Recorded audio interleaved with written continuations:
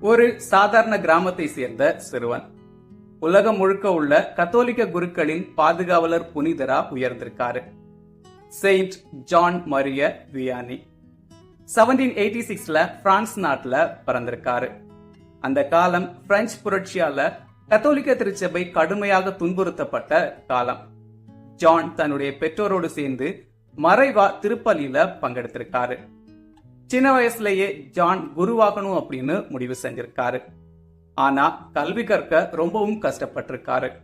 அதுவும் லத்தீன் மொழியை புரிந்து கொள்ள ரொம்ப சிரமப்பட்டிருக்காரு.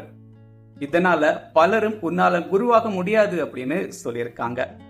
ஆனா ஜான் தன்னுடைய உழைப்பின் மூலமாகவும் ஜெபத்தின் மூலமாகவும் 1815ல குருத்துவ பொழிவை பெற்றிருக்காரு.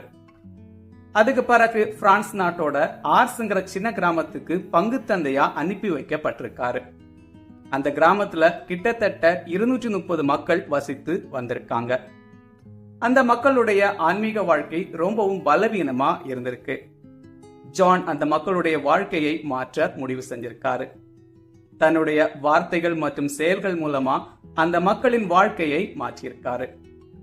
ஜான் 12 மணியிலிருந்து 16 மணி நேரம் வரைக்கும் பாவ சங்கீர்த்தன அறிக்கை கேட்டிருக்காரு.